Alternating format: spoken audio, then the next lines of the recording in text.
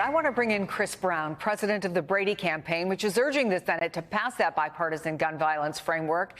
She started her career on Capitol Hill and advocated for what would eventually become the Brady bill, requiring background checks on federally licensed gun sales. Thanks so much for being with us. How would you rate this bill as it stands right now?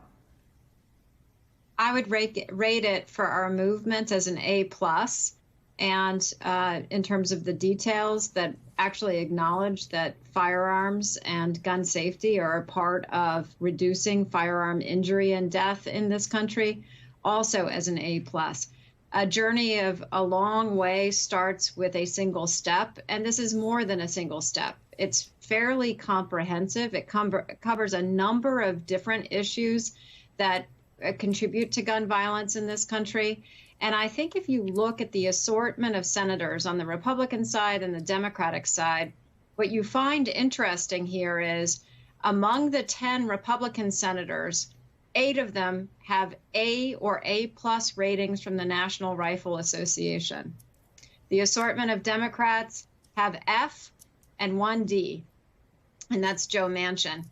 We have not seen this before, and frankly, we've not seen it on any issue out of this Senate over the last year. It is historic. It's very important because you saw, and we all saw, Americans across this country are fed up, and they know that part of the solution to ending the epidemic of gun violence, a uniquely American problem, is actually reasonable gun safety. This isn't controversial. And so for that reason, it is very, very important for our movement. You're right about the NRA rating, about those 10 senators. They're also not running for re-election, is what some people have pointed out. And there is also an outstanding question mark of the NRA, which said in a statement that they do not take positions on frameworks. But the big if, and you've lived this before, is whether they can apply pressure, cast doubt as this process moves along. As Ali said, Mitch McConnell hasn't said he's on board yet. How worried are you about what happens between now and the time it presumably gets to the finish line and at least to a vote at the end of July? Well, look, I think if you have 10 Republicans in the United States Senate agreeing with 10 Democrats in the United States Senate on a framework that is not terribly detailed. It needs to be spelled out. As you noted, I did work on Capitol Hill for 8 years, and the devil is in the details. But it's high enough level with enough detail that I know from my conversations with the staff, they understand what needs to be put into those bills. And I don't think these folks, well astute in politics, would be signing on to a framework on a Sunday just to back away from it 2 weeks later. One other thing I'll say about the idea that the NRA does not sign off or comment on frameworks, the NRA has attempted to scuttle every major piece of gun safety, whether that is in the elemental form or stated form or detailed legislative form, for 30 years. They attempted every step of the way to stop the enactment of the Brady law.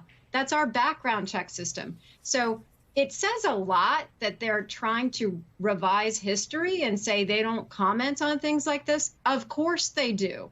What they're afraid of is the reality that their talking points, that gun violence in this country has nothing to do with firearms, that a good guy with a gun is all that it takes to stop with a bad guy with a gun, have been proven wrong. But for the American people, I think we see with this framework that it has. The devil is in the details. We all need to have to continue to lift our voices, but it's a big victory for gun violence prevention and the movement that's about the American people and wanting to be safe in public spaces and dropping our kids at school. This is about parents and kids almost as much as it is about anything else. Let me ask you about the visible aspect of that movement, which was all those marches over the weekend, those tens of thousands, probably hundreds of thousands across the country.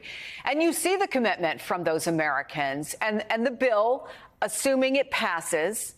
There's already a debate. Is this just the first step or is it the final step? So how do you harness that energy and momentum to make this not the last change?